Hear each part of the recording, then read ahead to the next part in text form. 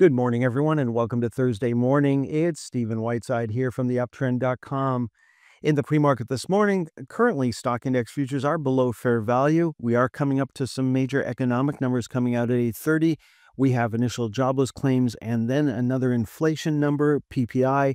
Those numbers are coming out at 8:30. And like yesterday with the CPI numbers, those numbers could certainly change the direction of the market. Now, we've been talking about recession for a while now, and that is certainly in the cards at the moment. Some of you are going back and reading about what's happened previously when there's been a trade war.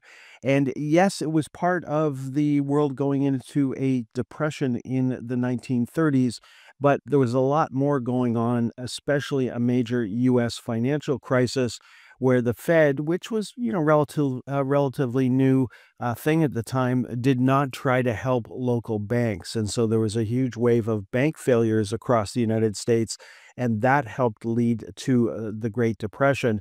So it wasn't just a trade war, there was other stuff going on at the time. And that other stuff isn't going on at the moment. So I'm not overly concerned about that right now. We'll just have to see what happens as we go through the recession. Now, the VIX pulled back nicely yesterday. In fact, it closed below Monday's low, so that could be the start of something, but we really need to see it close below 2172 on Thursday to give us a sell signal. Now, we talked about the components of the stock market crash. That hasn't happened.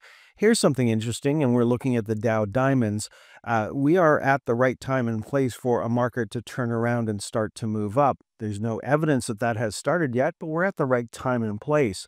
Now, if we go back to the major decline that we had into the start of 2025, and we just, copy and just do a copy of that downward move, you can see that we've pretty well done exactly the same thing.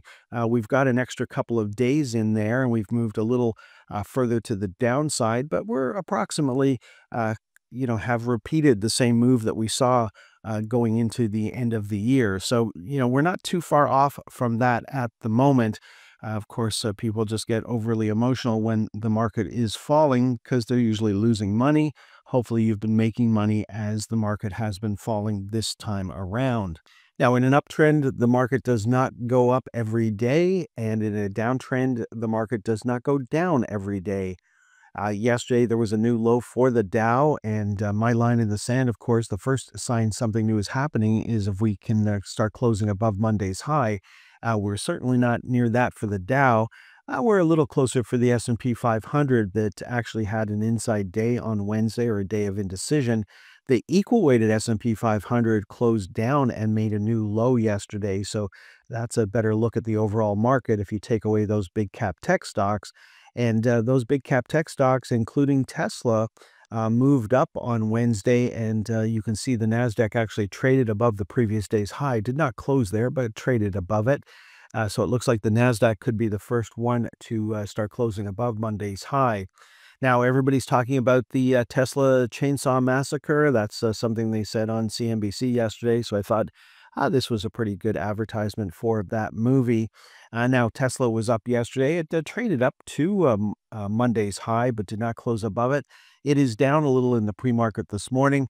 It did trade above $250 yesterday, but did not close above that level. So 250 is a big psychological line in the sand for Tesla. Monday's high is at 253.37. We got as high as 251.84 on Wednesday. Now, we're certainly oversold here. You can see that we've had several attempts where we could have had the start of a new rally, and they continued to fail, and I wouldn't be surprised if that happens again. Now, we did come down and fill the open gap from back in October, but we are still, making a series of lower highs and lower lows, and I'm not expecting anything to really turn around for Tesla. Now, Tesla is a completely different company than when it was back here.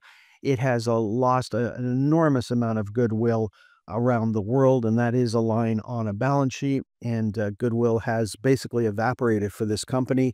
The president was out hawking it yesterday, and he didn't even bother to drive the car around the White House. So yeah, he's probably not overly excited about promoting Teslas at this time. Now, we're still holding the 218.75 level. That would certainly be a sign if we started breaking down below that. No sign that the pros want to come back and take control at the moment. So again, not overly excited about any upward movement in Tesla, and it is not the same stock that it was a year ago. Now, we could theoretically get a move up to the 200-day moving average. That would take us up to $300. That would certainly be an impressive move to the upside and is mathematically doable. Whether the market wants to do that or not at this time is yet to be determined. Now, looking at the equal weighted NASDAQ, we closed up slightly on the day yesterday, so nowhere near Monday's high. And the next generation NASDAQ also closed up slightly on Wednesday, but nowhere near Wednesday's high. And it's been fairly quiet for the Russell 2000 over the past couple of days. It's trying to hold the $200 level. And it's been very quiet for small caps and a little bit into micro caps. And micro caps could be the first one to break out above Monday's high. Now, looking at the iShares for the TSX 60, they had an inside day on Wednesday. A little more push to the upside for the TSX itself using the Vanguard Canada ETF, but again, not breaking out above Monday's high. Now, what worked yesterday? Well, in the US, it was information technology, communication services, and then consumer discretionary. And the big loser yesterday was consumer staples. And so those are starting to come back together. One was certainly overvalued compared to the rest of the market.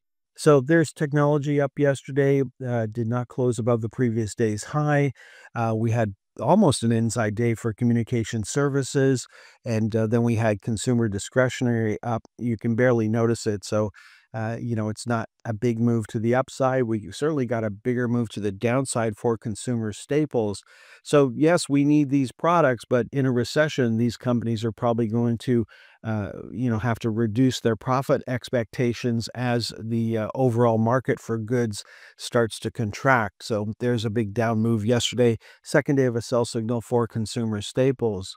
Now, looking at the Canadian market, it was the energy sector that was up sharply yesterday, followed by infotech. Healthcare, I never care about. It's a very small sector. Then financials. And what didn't work, communication services, the telecom sector, was the biggest loser on the day. So there's the energy stocks coming back on Wednesday and certainly coming back from a very oversold condition. Down at the bottom of the panic zones, pressure zone has formed.